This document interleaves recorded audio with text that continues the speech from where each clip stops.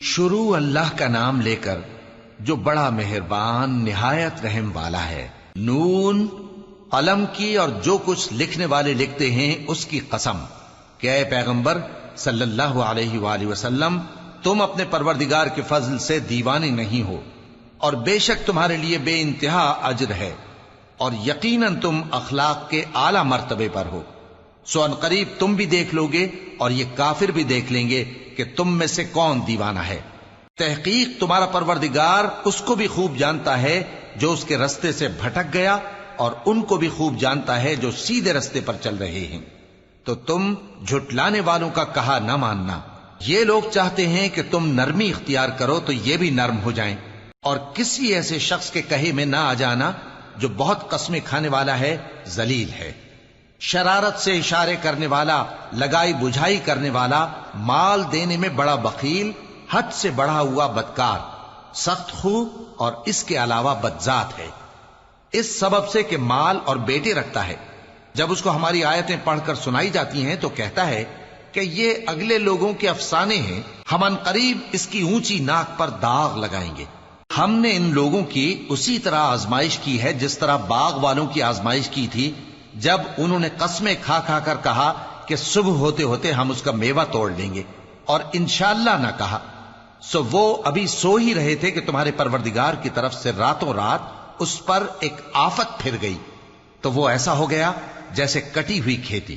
پھر جب صبح ہوئی تو وہ لوگ ایک دوسرے کو پکارنے لگے کہ اگر تم کو کاٹنا ہے تو اپنی کھیتی پر سویرے ہی جا پہنچو۔ سو وہ چل پڑے اور آپس میں چپ کے کہتے جاتے تھے کہ آج وہاں تمہارے پاس کوئی فقیر نہ آنے پائے، اور کوشش کے ساتھ سویرے ہی جا پہنچے، گویا پیداوار پر قادر ہیں۔ پھر جب انہوں نے باغ کو دیکھا تو ویران، کہنے لگے کہ ہم رستہ بھول گئے ہیں، نہیں بلکہ ہم بے نصیب ہو گئے۔ ایک جو ان میں سمجھدار تھا بولا، کیا میں نے تم سے نہیں کہا تھا کہ تم تسبیح کیوں نہیں کرتے؟ دوسرے کہنے لگے کہ ہمارا پروردگار پاک ہے، بے شک ہم ہی قصوروار تھے۔ پھر لگے ایک دوسرے کی طرف رخ کر کے ملامت کرنے، کہنے لگے ہائے شامت، ہم ہی حد سے بڑھ گئے تھے، امید ہے کہ ہمارا پروردگار اس کے بدلے میں ہمیں اس سے بہتر باغ عنایت کرے۔ ہم اپنے پروردگار کی طرف رجوع کرتے ہیں، دیکھو عذاب یوں ہوتا ہے، اور آخرت کا عذاب سب سے بڑھ کر ہوگا، کاش یہ لوگ جانتے ہوتے۔ پرہیزگاروں کے لیے ان کے پروردگار کے ہاں نعمت کے باغ ہیں۔ کیا ہم فرما برداروں کو نافرمانوں کی طرح نعمتوں سے محروم کر دیں گے؟ تمہیں کیا ہو گیا ہے؟ کیسی تجویزیں کرتے ہو؟ کیا تمہارے پاس کوئی کتاب ہے جس میں یہ بات پڑھتے ہو کہ جو چیز تم پسند کرو گے وہ تم کو ضرور ملے گی؟ یا تم نے ہم سے قسمیں لے رکھی ہیں جو قیامت کے دن تک چلی جائیں گی کہ جو کچھ تم طے کر لو گے وہ تمہارا ہوگا؟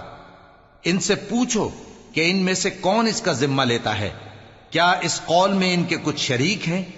اگر یہ سچے ہیں تو اپنے شریکوں کو لے آئیں۔ جس دن پنڈلی سے کپڑا اٹھا دیا جائے گا اور کفار سجدے کے لیے بلائے جائیں گے، پھر وہ سجدہ نہ کر سکیں گے، ان کی آنکھیں جھکی ہوئی ہوں گی اور ان پر ذلت چھا رہی ہوگی، حالانکہ پہلے اس وقت سجدے کے لیے بلائے جاتے تھے جبکہ وہ صحیح و سالم تھے۔ سو مجھ کو اس کلام کے جھٹلانے والوں سے سمجھ لینے دو، ہم ان کو آہستہ آہستہ ایسے طریق سے پکڑیں گے کہ ان کو خبر بھی نہ ہوگی، اور میں ان کو مہلت دیے جاتا ہوں، میرا داؤں بڑا مضبوط ہے۔ اے نبی، کیا تم ان سے کچھ معاوضہ مانگتے ہو کہ ان پر تاوان کا بوجھ پڑ رہا ہے، یا ان کے پاس غیب کی خبر ہے کہ اسے لکھتے جاتے ہیں؟ سو اپنے پروردگار کے فیصلے کا انتظار کیے رہو، اور مچھلی کا لقمہ ہونے والے یونس کی طرح نہ ہونا کہ انہوں نے اپنے رب کو پکارا جبکہ وہ دل ہی دل میں گھٹ رہے تھے۔ اگر ان کے پروردگار کی مہربانی ان کو نہ سنبھال لیتی تو وہ چٹیل میدان میں ڈال دیے جاتے مذموم حالت میں۔ پھر ان کے پروردگار نے ان کو برگزیدہ کر کے نیکوکاروں میں شامل کر لیا۔ اور کافر جب یہ نصیحت کی کتاب سنتے ہیں تو یوں لگتے ہیں کہ تم کو اپنی نگاہوں سے پھسلا دیں گے، اور کہتے ہیں کہ یہ تو دیوانہ ہے۔ اور لوگوں، یہ قرآن تمام جہانوں کے لیے نصیحت ہے۔